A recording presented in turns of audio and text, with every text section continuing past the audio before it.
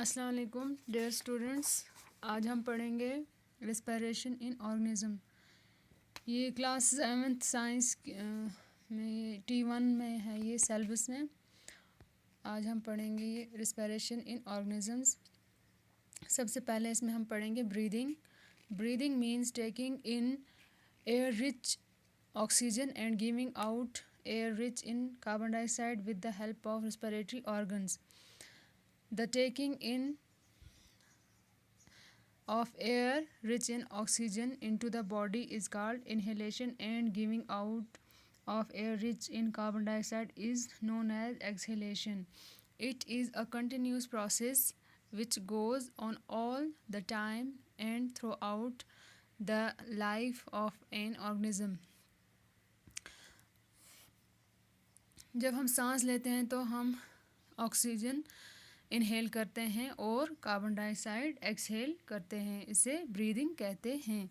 The number of times a person breathing in a minute is termed as breathing rate. एक minute में एक इंसान कितने times inhale और एक्सहेल करता है, इसे ब्रीदिंग रेट कहते हैं। During breathing inhalation and exhalation takes place alternately. ये अल्टरनेटली प्रोसेस है, एक ही टाइम में ये दोनों एक्सहेलेशन और इनहेलेशन इम्पॉसिबल है। अब ये कैसे होता है, रेस्पिरेशन कैसे होती है ऑर्गेनिजम्स में?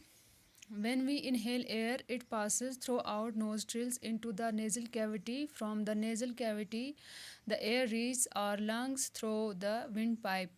जब हम सांस लेते हैं, हम नोस्ट्रिल से सांस लेते हैं और नेज़ल कैविटी के ज़रिए लंग्स तक पहुंचती है एयर विंड पाइप के ज़रिए। Lungs are present in the chest cavity. Chest cavity के अंदर लंग्स होते हैं। This cavity is surrounded by ribs on the sides.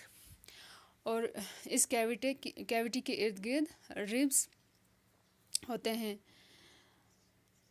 A large muscular sheet called diaphragm form the floor of the chest cavity. एक muscular sheet जिसे diaphragm कहते हैं chest cavity के नीचे होती है। Breathing involves the movement of the diaphragm and rib cage. जब हम सांस लेते हैं तो इनकी मूवमेंट हो जाती है, रिब्स की और डायफ्राम की। During inhalation, ribs move up and outwards and diaphragm moves down. जब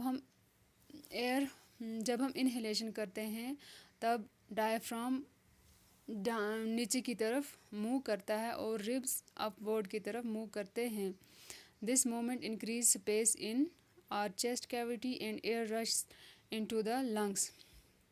डायफ्राम नीचे की तरफ क्यों मूव करता है? ताकि हवा इस लंग्स में कैविटी ज़्यादा पैदा हो और हवा अंदर रश करे जाए। The lungs get filled with air. During exhalation ribs move down and inward.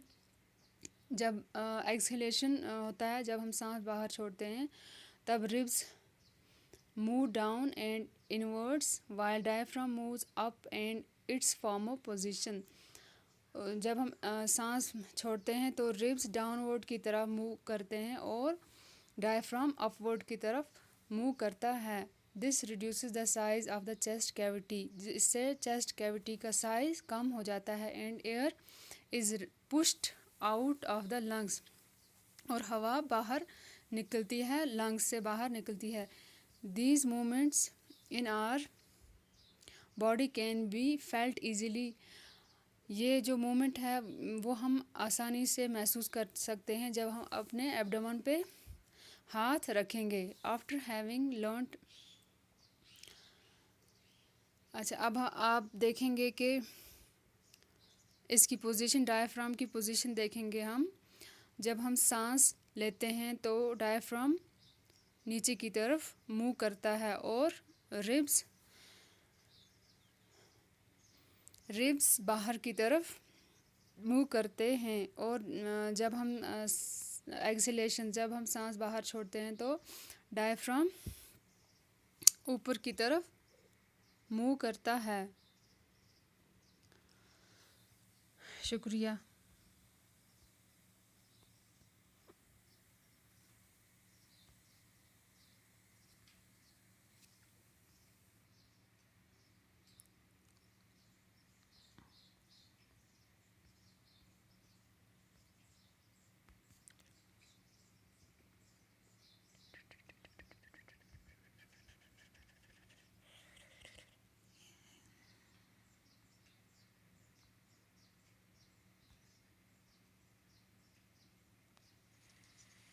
अस्सलाम वालेकुम डियर स्टूडेंट्स, आज हम पढ़ने जा रहे हैं रिस्पिरेशन इन ऑर्गेनिज्म। आज हम इसमें सबसे पहले पढ़ेंगे ब्रीदिंग।